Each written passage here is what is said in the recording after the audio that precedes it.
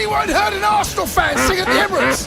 Has anyone seen an atmosphere or heard an atmosphere at the Emirates? Can you be Arsenal fans? Can you be Dinosaurs? Because we can't hear you. Your crowd took one hell of a lightning up tonight. Whoop. Here I come.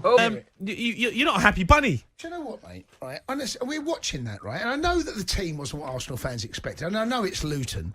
But my God, you're chasing your first title in 20 years. That was embarrassing. It was dead. You could hear the players on TV. You saw Zinchenko going around. You saw Odegaard trying to get the crowd up. I mean, they're playing Luton. I know it's Luton. There we go. That's them. That's the first goal. That's the first goal. Honestly, it was. I couldn't believe what I wasn't hearing. They're chasing the title. They're top of the table. Hit the like button. Make sure you're subscribing. I've seen Tweedledee and Tweedledum do some madnesses when it comes to Man United. I've seen them do some madnesses when it comes to City before, Liverpool even. But the level of delusion, desperation, and pure bitterness that these two go to, the pain Arsenal were causing them. The other day, it was... No, they rewrote the history of football and title races, that no team that's ever in a title race would sit back and try and get a draw away from home. They said that Arsenal should copy Liverpool in these games, even though Liverpool's approach in title races so far under Klopp have yielded zero league titles. Now, Arsenal win, they go top of the league. They go top of the league. Think about that for a minute. Top of the league. I'm saying it again. They sit top of the lead, a very comfortable win. And they start calling out the atmosphere at the ground. That's how you know they're in pain. Pure, unadulterated pain. What does it matter to you? Yeah, it was very subdued. It was very quiet. But I've heard that for all the top stadiums in the country, when you're playing against a team that was offering no jeopardy, that you're in no danger against, when you've pretty much already won the game, to signal that out on national radio to millions and millions of people, just put the tears. This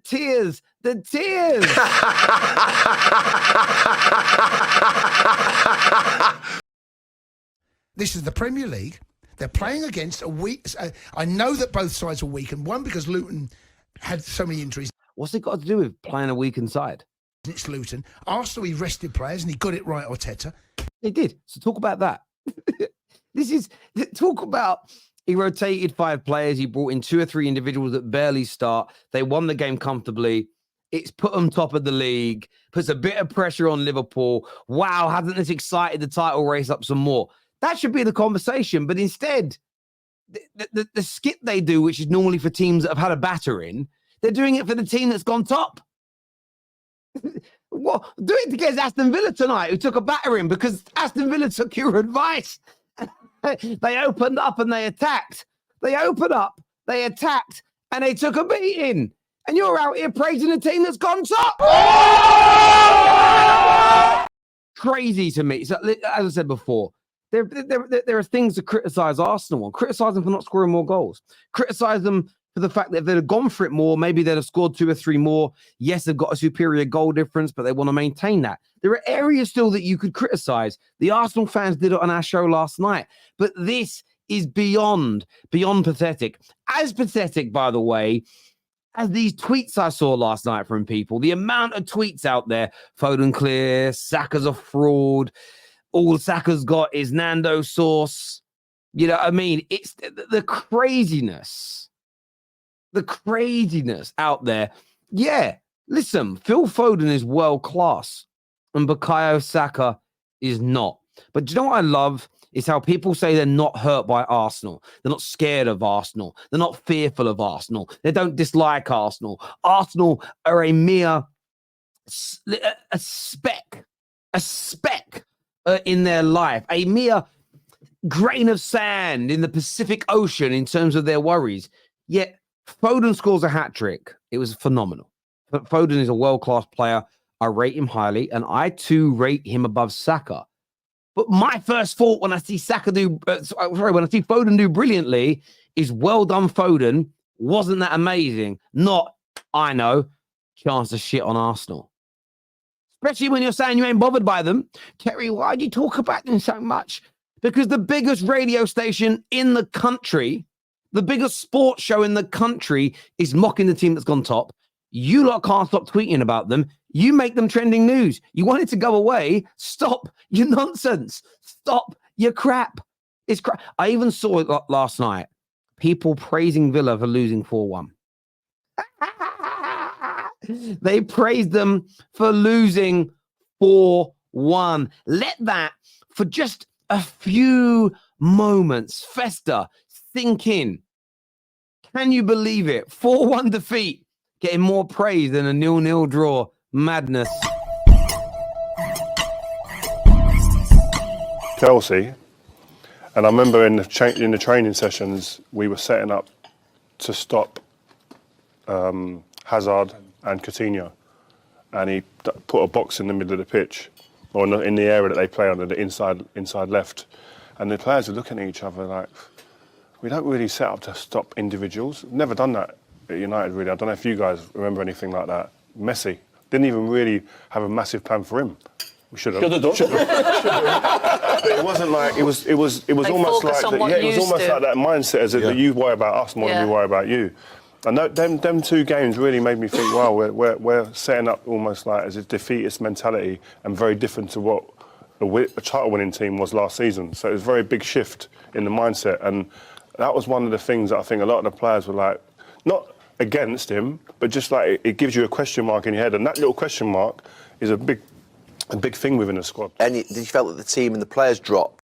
Rio Ferdinand here talking on the overlap about the differences in the changing room when Moyes came in. And I've had this big argument with people for many years when it comes to Man United. Some people, I think, really delusional. Oh, I don't think our training ground and our dressing room and the behaviours and the attitude is different at Man United compared to successful teams.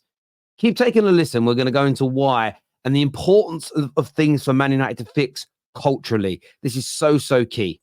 Any percentage? Do you feel like there was an element of sort of also, there was a bit of a bit like, you know what I mean, just to that edge off your game, you know what I mean? I think we were talking about Marcus there, just about personal pride of performance and whatnot, and effort and work ethic we were just all talking about. I think that's something that I don't think really drops, your work ethic.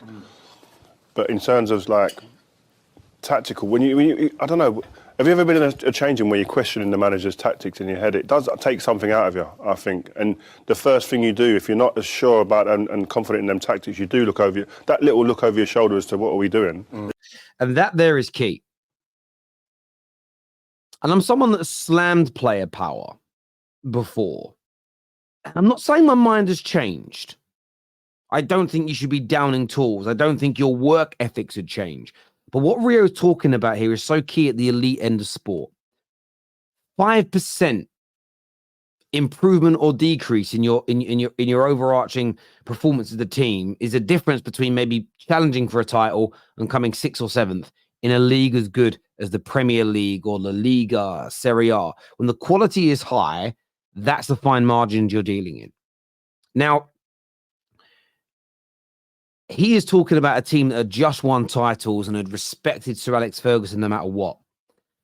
Suddenly we're putting in tactics where actually our tactic is to contain Liverpool and Chelsea, not to beat them. He's talking about how players would look over their shoulders, confused about the approach that Man United were taking in games. And I don't think that has stopped. Now, sometimes I think that is wrong, especially if they're down tools, especially if they're not trying their best.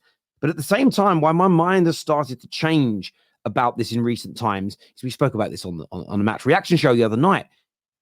Anecdotal stories, feedback, professionals educating us on how it feels to be in a changing room must factor into how you assess football.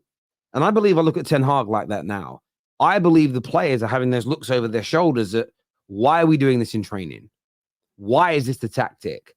Oh, please. I think if we trained in the right way and prepared ourselves correctly, we could take this team. We could play better football than Brentford. We could play better football than Sheffield United and Burnley. Maybe not better than City and Arsenal right now, but definitely better than the majority of teams. And this is something I think Man United fans have got to focus on, because it isn't just now with Ten Hag. This has been consistent. And it's part of the culture that needs fixing by our new ownership group and people running the club. There has to be a set way of playing that is adhered to by everybody. There has to be a certain tactic and style that we play that is agreed upon. Not so much agreed on by the players, like the club needs their permission, but this is how we play. Do you want to join us? So when they arrive, there isn't that looking over the shoulder of, hang on a minute, you told me we were going to be playing a possession-based game where we're going to dominate the ball, where we're going to become one of the best offensive teams in the country who work very hard to get back into shape. But actually what we're doing is we're playing a really low block. We're absorbing all the pressure. We're knackering ourselves running around. And then you want us to counterattack at full speed. If suddenly the tactics that you promise a player are completely different in reality, I can understand listening to Rio and other people tell these stories similarly, that why people lose 5%, 10%, why they do have hot and cold seasons, why there isn't the consistency at the club. Now, I don't agree with all the leaks. I don't agree with all the bad mouthing. I don't agree with any of that nonsense that comes in with it. But Man United fans wake up and smell the coffee. We need a reset. And I think to do that reset, the majority of this squad needs to go in the next 2 to 3 years. You can't get rid of them all at once. So anybody with that same lame excuse of, but the players are going to get away with it, nonsense. I don't believe they're going to. They will be moved on, but that's a slower process than removing scouts, the football decision makers like Richard Arnold, changing some of the board members and bringing in new CEOs. Those things are quicker. Of course, bringing in new coaches, bringing in a new manager. All of this should be done in the summer.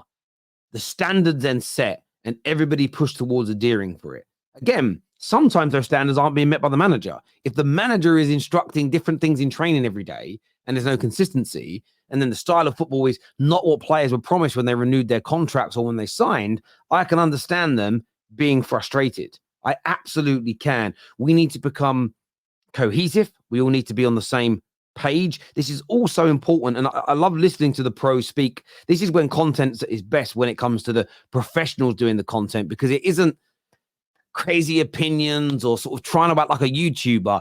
It's giving us real insight and information that really should help shape and form our opinions. But I'd love to get your views and your opinions on that in the comment section below, people. Until next time, take care, goodbye, God bless, and I'll see you all again soon.